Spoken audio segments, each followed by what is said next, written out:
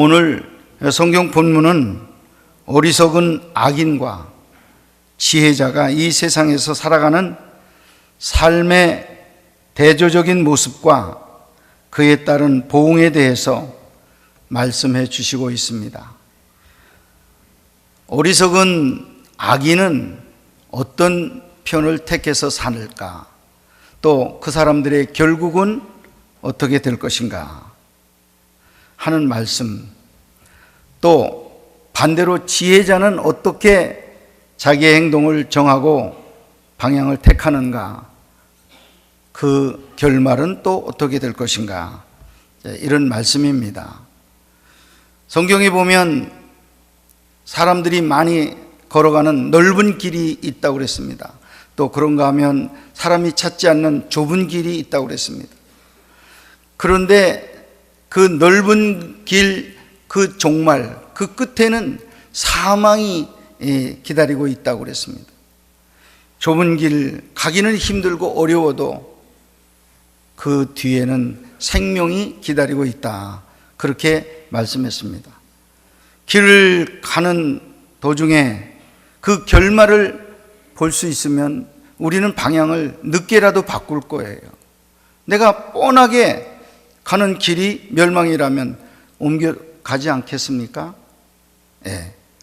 오늘 여러분들이 말씀을 들으면서 결말, 어떤 결말이 있는가, 지혜자에게 또 어리석은 자에게 여러분 잘 분별하시고 여러분들의 방향을 잘 정하시는 복된 시간이 될 수 있기를 간절히 축원합니다. 악한 자는 어떤 길을 선택하는가 하는 것입니다. 제 길은 보기에는 아름다우며 바르게 여겨지므로 많은 사람이 쉽게 선택을 합니다. 마치 넓은 길에 많은 사람들이 모여드는 것처럼 그렇게 많이 모여듭니다. 그 길은 창세기에 있는 말씀처럼 먹음직도 하고 보암직도 하며 지혜롭게 할 만큼 탐스럽게 생겼습니다. 그래서 그 길로 사람들이 많이 모이게 되는 거죠. 그렇지만 하나님께서는 인정하지 않는 길인 것입니다. 사람의 보기에는 옳은 길 같아서 택하지만, 좋은 길 같아서, 편한 길 같아서, 쾌락이 있고 즐거움이 있는 길 같아서 택하지만은 하나님께서 인정하지 아니하신다면 이 길은 내가 버려야 될 길이고 이 길은 내가 포기해야 됩니다. 결국은 생명은 하나님이 인정하시는 그 길 끝에 있다는 사실이에요.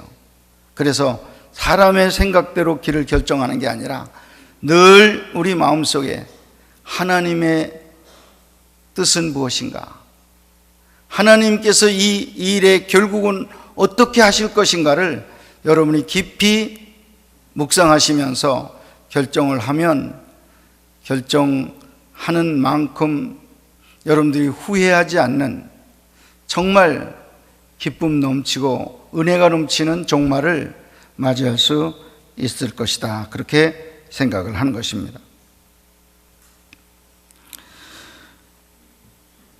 하나님께서 인정하시지 않는 길, 그 길은 악으로 가득 차 있으며 파멸이 있고 결국은 사망에 이르게 하는 멸망의 길인 것입니다. 그러나 악인들은 스스로 자만하여서 그것을 깨닫지 못하고 있습니다. 그래서 그들은 그 택한 길을 가는 동안 여러 가지 행복을 추구해 보지만 그들이 기대했던 기쁨과 평안을 맛보지는 못합니다. 잠언서 14장 13절, 웃을 때에도 마음에 슬픔이 있고 즐거움의 끝에도 근심이 있느니라. 오늘 이 말씀이 그대로 내가 경험하게 되는 그런 일입니다. 결국 하나님과 반대되는 길에서 얻어지는 세상적인 즐거움과 행복은 진정한 가치가 없는 피상적인 것에 불과하다는 것입니다. 그러므로 우매자들은 스스로 선택한 죄의 길에서 후회 연발하면서 살아가게 되는 것입니다. 두 번째, 악인들의 생활 태도 몇 가지 제가 소개하겠습니다. 이 지혜롭지 못한 악인들은 먼저 경솔하게 결정을 한다는 거예요. 경솔하다는 거예요. 사람이 경솔한 사람들, 인터뷰해 보면 너무 경솔한 모습을 가진 사람들이 있습니다. 그 반면에 아주 신중한 생각하고 신중하게 말하는 그런 사람들도 있습니다. 물론 신중한 사람을 택하게 되죠. 그런데 하나님 앞에 경솔한 사람들 대책이 없습니다. 어리석은 자들은 별로 믿어줄 만한 가치가 없는 온갖 말들을, 세상의 말들을 경솔하게 믿어주고 따라갑니다. 성경에 보면 어린 아이가 이제 나오는데, 이 어린 아이는 세상의 간사한 유혹에 늘 아멘이에요. 이 말을 해도 아멘, 저 말을 해도 아멘, 그 말 좋다, 그 말이 맞겠다, 그 말대로 내가 살겠다 해가지고 유혹을 받아서 휘청 그렇게 하는 사람들은 뭐냐? 어린아이라는 거. 어린아이 때는 그렇게 잘 간사한 유혹에 빠진다는 거예요. 그러나 어른이 되면 생각이 깊어집니다. 그래서 또 한 번 거르고 또 한 번 거르고 내 속에서 또 한 번 거르고, 그래서 그 다음에 대답하고 그 다음에 행동으로 나가는데 굉장히 신중하게 결정을 한다 하는 것입니다. 이 악인들은 스스로 허망한 것을 믿으면서도 속고 있다는 사실 참 모르고 있어요. 얼마나 안타까운지 모릅니다. 예레미야 9장 4절에 보면 너희는 각기 이웃을 조심하라. 특별히 믿지 않는 사람들을 조심해야 됩니다. 어떤 형제든지 믿지 말라. 형제마다 완전히 속이며 이웃마다 다니며 비방함이니라. 물론 우리 교회 안에서 믿는 신앙이 신실한 친구도 있고 동료도 있고 신앙의 선배도 있습니다. 이분들을 지도를 우리는 믿고 따라야 되죠. 믿어야 됩니다. 그러나 여기서 말씀하는 것은 믿지 아니하는 친구들, 이 세상의 친구들, 이 사람들의 말들을 우리가 어떻게 해야 될 것인가? 쉽게 말해서 이 사람들은 우리를 속일 수도 있다는 거예요. 하나님이 속이 없기 때문에 얼마든지 기회 있을 때마다 속일 수 있다는 거예요.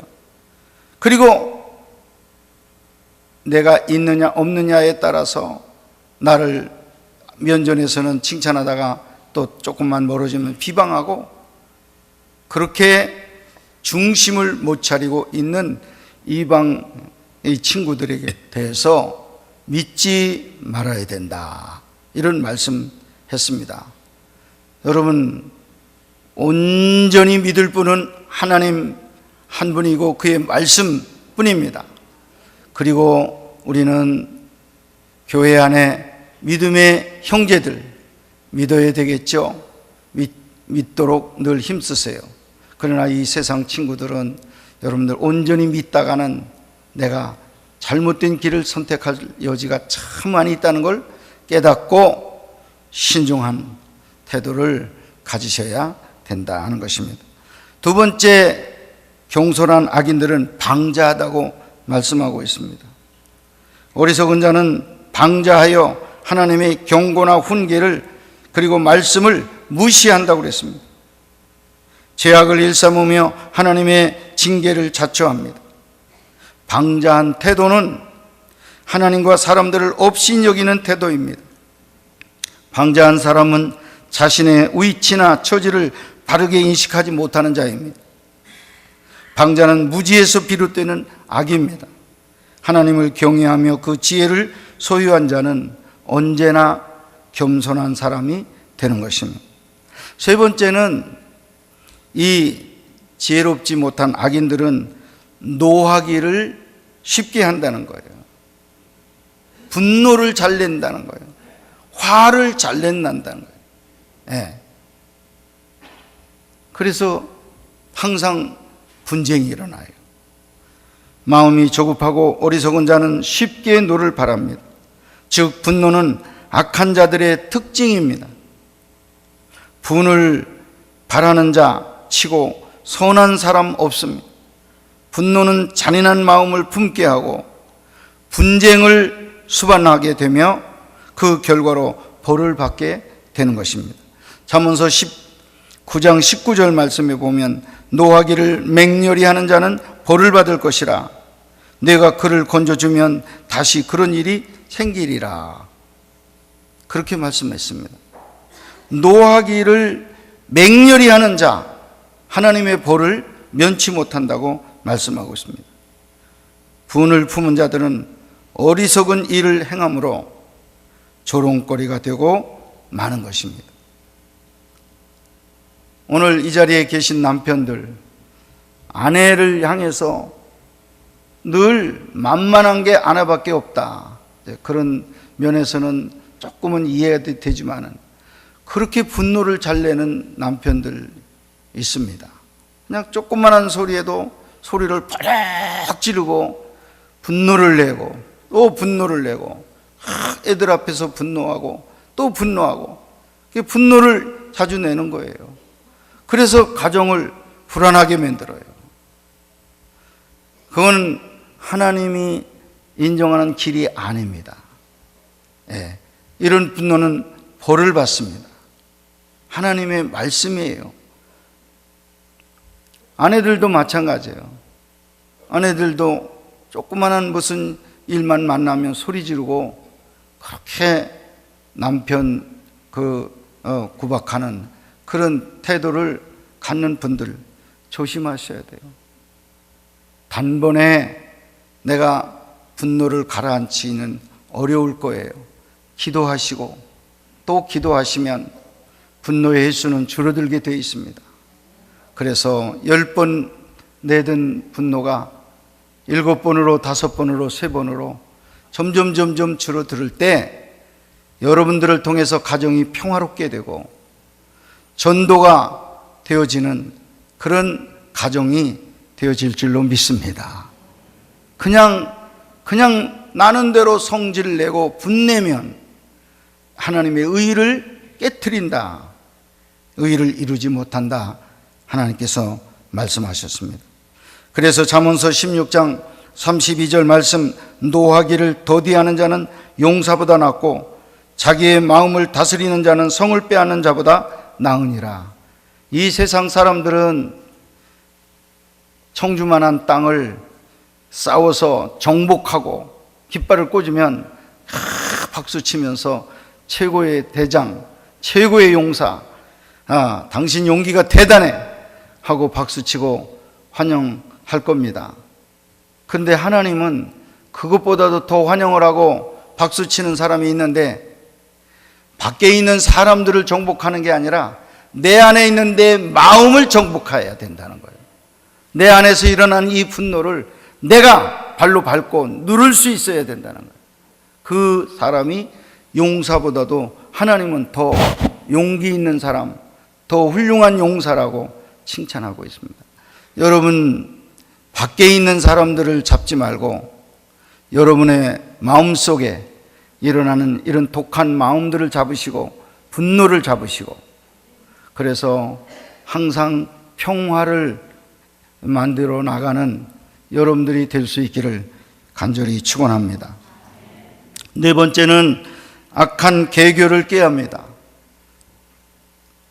이 어리석은 자, 이 악한 자는 항상 다른 사람들을 못된 구멍에 이렇게 집어넣으려고 하는 이런 악한 계교를 갖는다고 말하고 있습니다.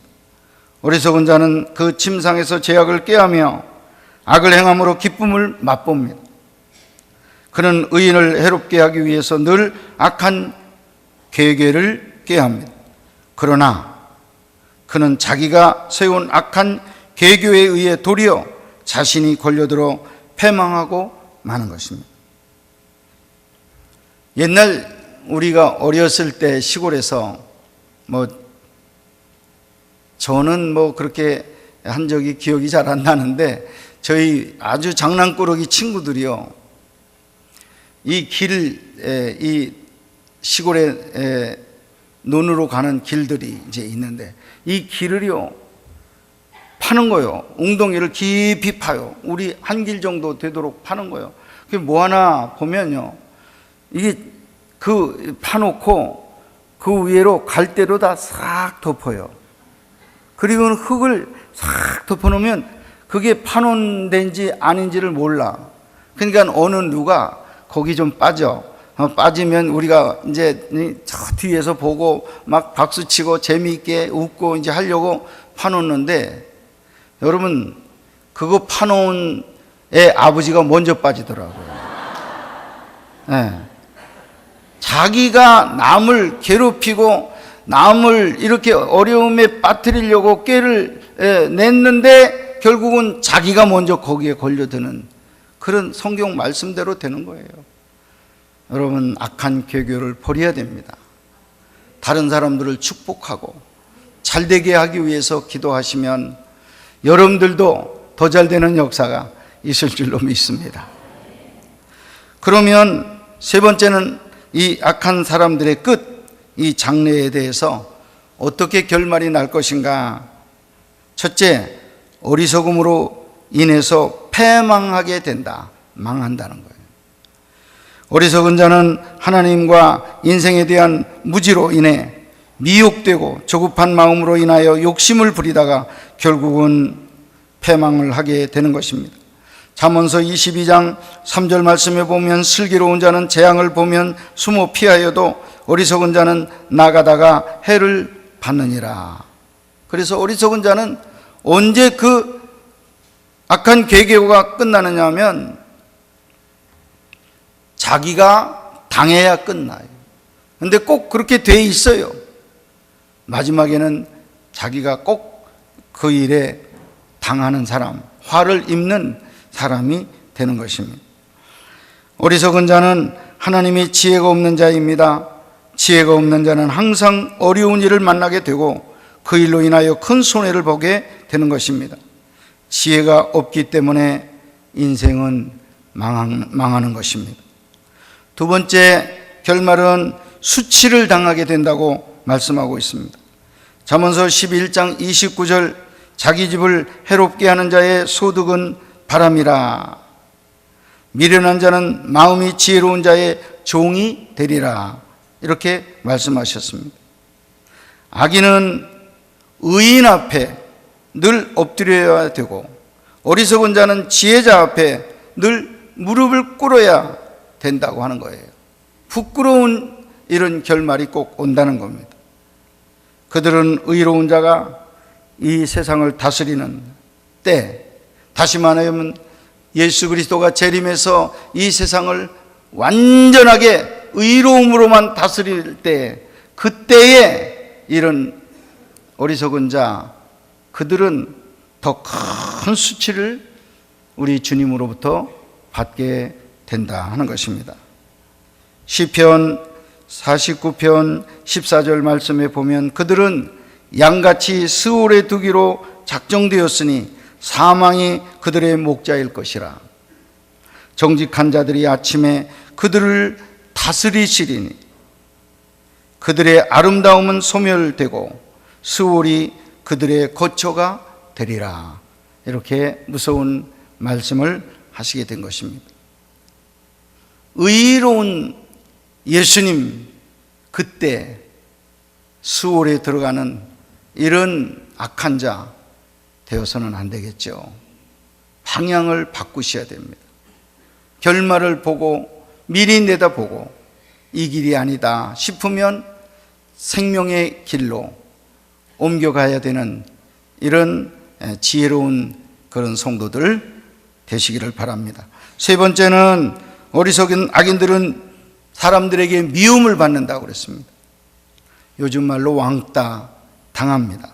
어리석은 자의 선에 대한 무지와 사랑과 하나님 나라에 대한 지식의 빈곤이 모든 사람들로부터 멸시를 받는 이유가 되는 것입니다. 게으름과 평소에 인색하여 구제하지 않음과 연락을 좋아하여 늘 연락에 빠지기를 좋아하는 그런 사람들은 어디서나 대접을 받지 못하고 다른 사람들로부터 미움을 받게 된다고 잠언서 10장 4절에 말씀하고 있습니다. 손을 게으르게 놀리는 자는 가난하게 되고 손이 부지런한 자는 부하게 되느니라. 잠언서 21장 17절 연락을 좋아하는 자는 가난하게 되고 술과 기름을 좋아하는 자는 부하게 되지 못하느니라. 이렇게 말씀을 주시고 있습니다. 결론적으로 우리는 악한 자처럼 선택하고 그 악한 자의 길을 갔다가 결국은 패망하는 그런 사람들 되어서는 안 되겠다는 거예요. 지혜자의 길을 걸어가야 되겠습니다. 그런 지혜자의 삶은 어떻습니까? 하나님을 경외하는 지혜자는 악인의 생활과는 대조적으로 하나님께서 함께 하시는 삶을 살아갑니다. 그는 모든 세상 사람들의 말과 그 유혹을 전적으로 믿지 아니한다는 거예요. 그리고 행동에 있어서 하나님의 영광을 위해서 신중하게 결정하고 행동에 옮긴다 하는 것입니다. 잠언서 14장 15절 어리석은 자는 온갖 말을 믿으나 슬기로운 자는 자기의 행동을 삼가느니라. 아멘 하시기 바랍니다. 신천지의 파수꾼들이 교회로 많이 이제 추수를 하려고 많이 온답니다. 오는데 어떤 사람들을 주로 대상자로 삼느냐 하면요, 얼굴이 조금 어두운 사람들, 무슨 어려운 일을 만나면 얼굴이 어두워지잖아요. 그래서 옆에 이렇게 둘러보다가 어두운 사람은 금방 알아보거든요. 그런 사람들을 자꾸 접근한대요. 지금 이 교회가 진정한 교회입니까? 사랑이 있는 겁니까? 제가 아는 대로는 신천지 거기 가면 정말 말씀도 좋고 교회가 사랑이 뜨겁게 넘치고 얼마나 좋은 교회가 있다고 하는데 한번 저는 좀 가보고 싶은데 안 가보고 싶으냐고. 그러면 이런 유혹을 받을 때 한번 둘러 생각하고 또 한번 생각하고 또 한번 생각하고 결정해야 되는데 어리석은 사람은 그래요. 어떻게 나랑 똑같은 생각을 해? 나도 지금 이 교회에 대해서 불만이 많아. 그래가지고는 금방 따라서 금방 그냥 훌쩍 떠나는 거예요. 여러분, 내가 슬픈 기색 가지고 있는데 나를 노리고 있는 사람이 있어요. 여러분, 지금 기쁜 얼굴로 바꾸시기 바랍니다. 예수 그리스도로 만족한 얼굴을 가지시기를 바랍니다. 나는 우리 이 세상에 예수 그리스도 내 안에 계시고 주님을 내 구주로 모시고 있어서 난 만족이요. 나는 기뻐요. 나는 항상 기뻐요. 그런 얼굴을 가질 때 그런 유혹의 대상이 되지 않을 겁니다. 사랑하는 여러분, 지혜자, 사람들의 말을 조심해서 듣고 그들의 유혹하는 말을 내가 깊이 묵상하고 하나님이 인정하신 길인가를 잘 따져서 행동을 신중하게 내리는 사랑하는 성도들, 늘 하나님께 영광 돌리고 여러분의 결말이 너무 아름다움으로 말미암아 감사 감격하는 여러분들만 될 수 있기를 간절히 축원합니다.